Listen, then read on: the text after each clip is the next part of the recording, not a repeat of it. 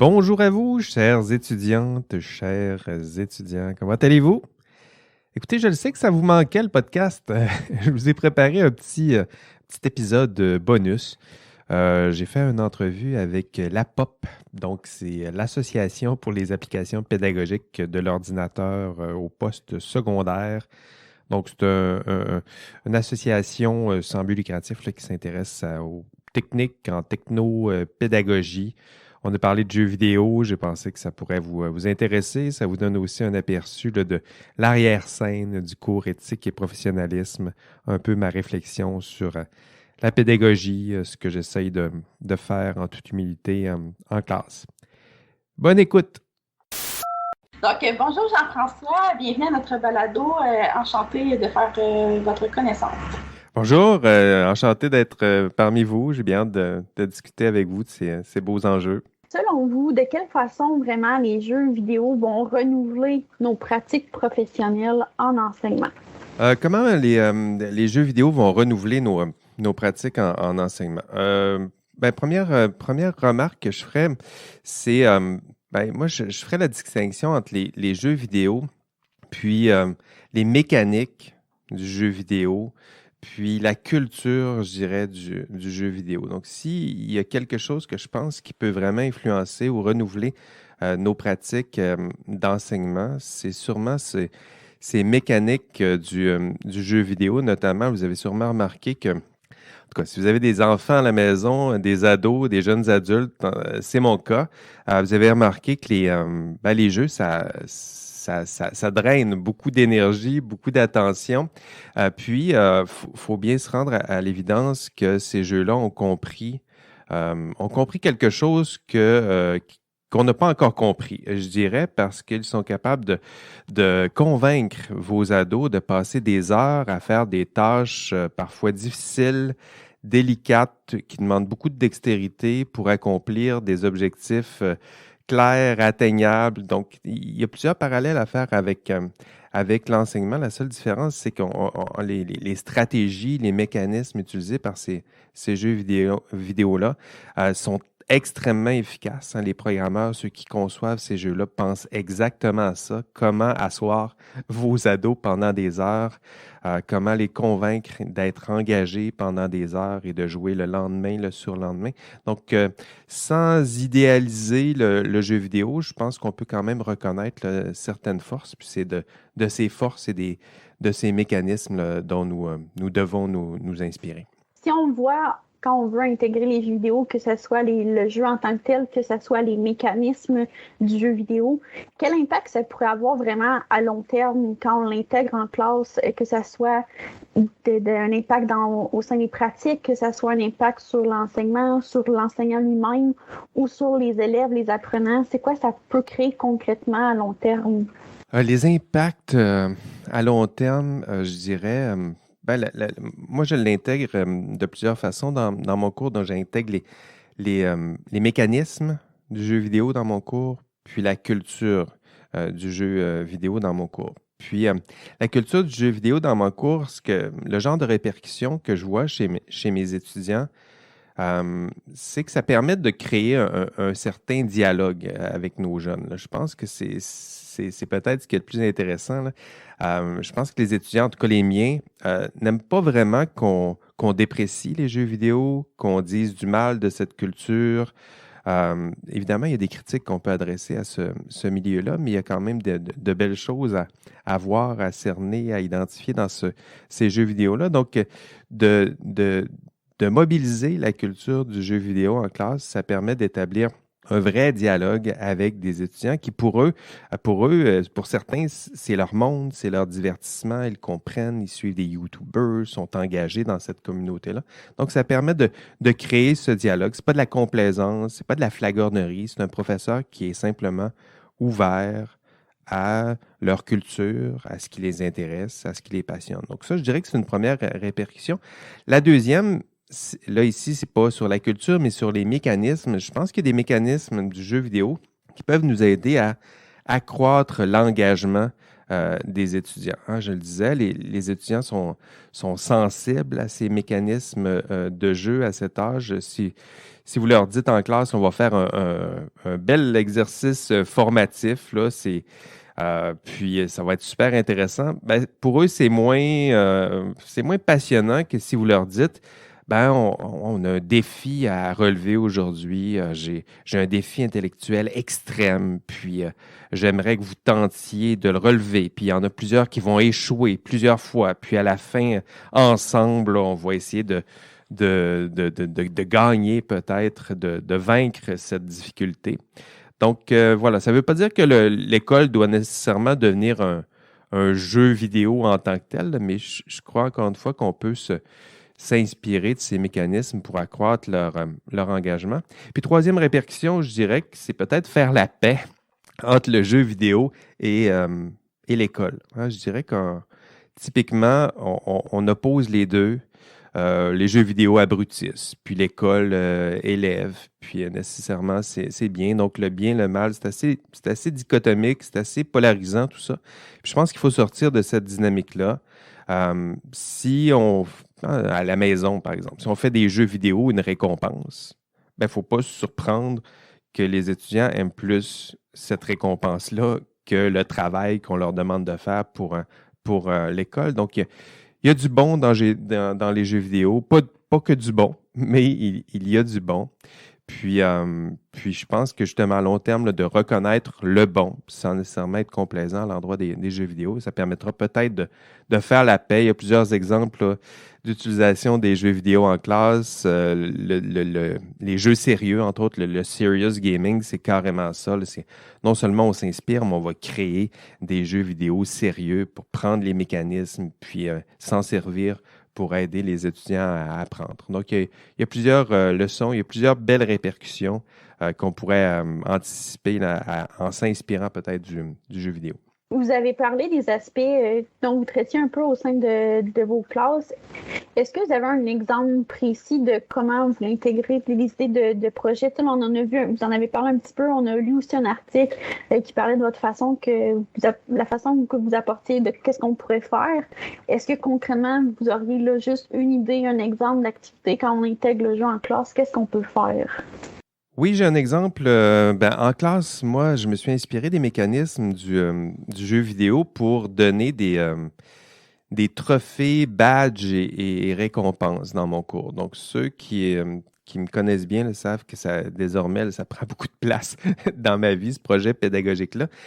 Mais c'est un projet qui a commencé petit, c'est-à-dire que j'avais vu mes ados jouaient à des jeux vidéo, puis peu importe ce que mes ados faisaient, il y a toujours des trophées qui leur étaient remis. Ils ont acheté un nouveau jeu, ils le mettent dans la console, un trophée, premier tableau, un trophée, premier pouvoir, un trophée, premier boss vaincu, un autre trophée. Je me suis dit, c'est intéressant comme mécanisme, on donne des petites récompenses à chaque petit accomplissement. Donc, je me suis mis à donner des petits cadeaux comme ça, des trophées à mes étudiants.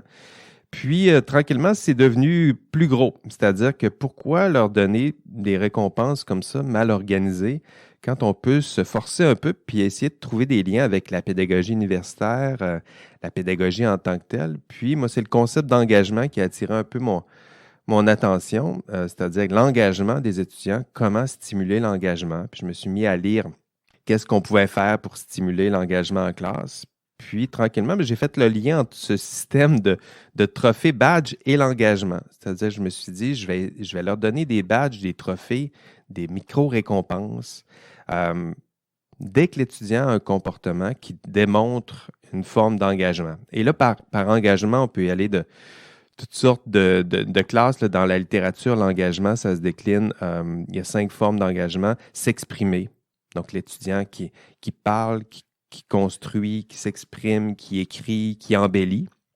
Deuxième fonction, explorer. Donc, l'étudiant qui n'est pas seulement là pour attendre qu'on lui donne le contenu, mais qui explore, qui fait des recherches, qui enrichit l'expérience de cours. Troisième, exceller. Ben oui, évidemment, un étudiant engagé. Donc, donner des récompenses, donner des badges, des trophées à ceux qui excellent, les meilleures notes, les plus rapides, les plus constants. Et quatrième fonction, collaborer. Donc, ça, c'est une autre fonction de l'engagement. Donc, des étudiants qui collaborent, qui aident les autres, qui aident le prof. Donc là, c'est les 4 principales catégories de l'engagement. Il y en a une 5e qui s'appelle s'identifier. Donc, typiquement, l'engagement étudiant, la 5e fonction, c'est s'identifier. Puis ça, je m'en sers dans mon cours avec mon système de trophées, badges et récompenses, mais j'ai aussi des tableaux. C'est-à-dire que pour les étudiants qui ont gagné le plus de badges, ben, ils vont apparaître sur mes tableaux des meneurs. Puis là, tout à coup, l'identification, c'est là qu'elle se fait. C'est-à-dire que l'étudiant qui, lui, a gagné plus de badges dans la catégorie collaborer, entraide, ben, il voit son nom apparaître là. Puis l'autre qui aime l'excellence, qui aime réussir, qui vise les plus hautes notes, ben lui, son nom, il va apparaître dans un autre tableau. Puis, tranquillement, les étudiants se voient. Il y a une forme d'émulation aussi. Vous comprenez que les étudiants peuvent se challenger entre eux, là, mais c'est surtout la fonction d'identification où l'étudiant peut voir un petit peu dans quelle catégorie il se situe. Donc, ça reste c'est un exemple assez compliqué, mais ça a commencé petit, puis l'idée, c'était de reprendre des mécanismes du jeu. Le mécanisme en question, c'est de donner des petites récompenses à chaque petit accomplissement, chaque petit geste plutôt qui sont cohérents avec les intentions du jeu ou les intentions du professeur, puis appuyer, valoriser ce genre de comportement. Donc, voilà un exemple en classe. Est-ce que vous avez remarqué si ça pouvait quand même en démotiver plusieurs, le fait d'intégrer ces récompenses, ces badges-là, ou en majorité, c'est beaucoup plus motivant? J'ai pas vu d'étudiants démotivés par ce genre de contenu. D'abord, mon système de badges et récompenses, c'est un système qui est optionnel, c'est-à-dire qui est complètement en marge du cours. Je m'en sers pour stimuler ce genre de comportement, mais il n'y a pas de badge qui donnerait des sanctions, par exemple. Il y a même un badge, si vous voulez mesurer le niveau d'intensité de ces étudiants-là, il y a un badge qui s'appelle, son intitulé, c'est « Parce que j'aime les badges ». Ça, c'est l'intitulé. Puis pour obtenir ce badge-là, ben, l'étudiant doit simplement aller lui-même sur le site, puis s'ajouter lui-même le badge plutôt. Et le badge en question, c'est parce que j'aime les badges. Puis souvent, j'ai le tiers de mes étudiants. C'est pas une obligation, là. C'est totalement libre. Ils peuvent le faire librement, mais ces étudiants, librement, vont prendre un peu de leur temps pour aller sur le site de badges et récompenses, s'inscrire et en plus s'ajouter le badge parce que j'aime les badges. Là, vous enseignez à l'université, vous avez dit que vos enfants jouaient aussi aux jeux vidéo. Est-ce que donc ce modèle-là, ce type-là, pourrait s'appliquer à tous les niveaux scolaires, que ce soit primaire, secondaire, au cégep ou à l'université? Est-ce que tous les niveaux, ça peut fonctionner? Je pense que ça peut s'appliquer à tous les niveaux. La seule différence la remarque que je ferais, c'est que en tant que prof universitaire, je suis un privilégié, puis j'en suis très conscient, c'est-à-dire qu'un professeur primaire, secondaire, écoutez, ce sont des grands, des travailleurs de l'ombre hein, qui ont tout notre reconnaissance pour tout ce qu'ils font. Ils ont beaucoup moins de temps, beaucoup moins de liberté, beaucoup moins de souplesse que moi. Moi, je dis toujours, moi, dans le fond, on me paye pour donner aux étudiants l'expérience d'une vie. Là. Donc, intellectuellement, pédagogiquement, là, je dois être sur la coche, comme me disent mes garçons. Mais ben voilà, donc je suis privilégié. Je le sais que les autres profs ne sont pas exactement dans les mêmes genres de circonstances, mais s'ils ont un peu de marge de liberté, un peu de marge de créativité, ben, ils peuvent se servir de ce genre de système-là pour y aller à leur rythme, s'ils ont accès, par exemple, au système de badges et récompenses, ben, ça peut être de donner deux badges, une ou deux récompenses par session, peut-être aux étudiants les plus méritants, parce que c'est ce qui est privilégié en classe, les étudiants les plus collaboratifs, peut-être pour ceux qui se tiennent bien en classe. Donc, ça peut prendre toutes sortes de variations. Je pense que les professeurs doivent y aller avec tenir compte des ressources dont ils disposent, puis tenter, encore une fois, de faire peut-être l'impossible. pour un point un peu général, est-ce que vous pourriez nous nommer un avantage et un inconvénient de l'utilisation des jeux vidéo en enseignement? Un avantage, un inconvénient, je dirais que, en fait, pas de l'utilisation du jeu vidéo, mais de l'utilisation, moi, je dirais, des mécanismes du jeu vidéo. Je pense qu'un des plus grands avantages, en tout cas, faut sûrement s'en inspirer, c'est que le jeu vidéo, il propose une quête. Hein, je pense que c'est intéressant d'y réfléchir au mot quête. Le mot quête puis le mot question, là, c'est les mêmes origines. Hein. Donc, quête, question. Donc, le jeu donne de la place à la quête. En classe, peut-être redonner plus de place à la question. Hein. Donc, le jeu, comme à l'école, hein, le jeu, il place le joueur dans un autre monde. Ici, on est à l'école. Dans le jeu, on est je ne sais pas, dans l'espace. Puis, on lui donne une quête, on lui donne des questions, on lui donne des défis, on lui donne des outils pour résoudre ces défis, on lui propose des obstacles, des petits, des gros. La seule différence, c'est que le jeu s'amuse des fois à les faire échouer. Donc ça, c'est intéressant de s'inspirer peut-être de ça. Donc échouer encore. Et surtout, le jeu ne donne pas de réponse à la quête. Hein, c'est comme si la quête était ce qui avait de plus important. Puis je pense qu'en pédagogie, on peut aussi s'inspirer de ça. Ce n'est pas nécessairement la fin de l'histoire qui est intéressante, c'est la quête, les questions. Donc, stimuler davantage ce besoin de partir en quête, donc de poser les bonnes questions et non pas nécessairement de donner toutes les réponses à la toute fin. Donc ça, c'est sûrement de quoi on peut s'inspirer, un avantage très certain aux jeux vidéo. Un désavantage, il ne faut pas l'oublier, puis je ne pense pas que je serais le premier à le dire, mais les jeux vidéo, ils volent du temps d'attention. Hein. On dit souvent qu'on a perdu de l'attention au cours des 20 dernières années. Moi, mon hypothèse, c'est qu'il y a beaucoup de choses qui nous volent de l'attention, que ce soit nos cellulaires ou que ce soit nos jeux vidéo. C'est des outils conçus pour nous voler de l'attention. Hein. Ils sont beaucoup plus séduisants que n'importe quel bon prof, que n'importe quel bon cours, que n'importe quelle bonnes écoles. Donc, il faut le reconnaître. C'est un inconvénient très certain, mais je pense quand même qu'on peut s'inspirer des mécanismes du jeu pour peut-être tenter, pas de le battre, mais au moins de compétitionner, de challenger peut-être ces outils-là, s'inspirer des mécanismes pour mieux enseigner, mieux stimuler l'engagement étudiant. Pour un enseignant ou une enseignante qui voudrait instaurer les mécaniques des jeux vidéo en classe, peut-être après l'écoute du balado, qui sais-je, est-ce que vous auriez un ou des conseils à lui donner pour bien amorcer un peu la création dans la planification là, des jeux vidéo? Conseil pour utiliser les mécanismes, commencer petit, peut-être penser, je me mets à la place de l'enseignant, pensez à des jeux que vous aimez. Jeux vidéo ou non, d'ailleurs. Je pense qu'il y a des recoupements qu'on peut faire aussi avec les jeux en général. C'est pas tout le monde qui aime les jeux vidéo, mais pensez à d'autres jeux, jeux d'échecs, jeux de cartes, votre jeu préféré sur votre iPhone, le sport même, hein, des jeux de ballon, des raquettes. Puis, demandez-vous pourquoi vous jouez, pourquoi vous êtes prêt à consacrer tant d'heures à jouer, qu'est-ce qui vous fait oublier le temps, qu'est-ce qui vous fait oublier que vous êtes en train de jouer, pourquoi avez-vous du plaisir. Puis, essayez de voir, essayez par curiosité d'identifier les mécanismes. Comment on s'y prend pour attirer votre attention? Comment on s'y prend pour que vous ayez du plaisir des fois à faire une tâche? Des fois, je regarde autour de moi là, des gens qui font des tâches assez routinières sur leur cellulaire, là, mais pendant des heures. Donc, qu'est-ce qui fonctionne? Quels sont les mécanismes?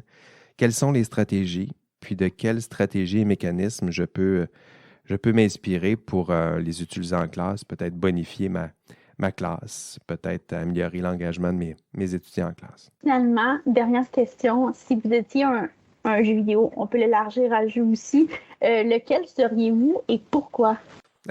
C'était drôle, ça, cette question-là.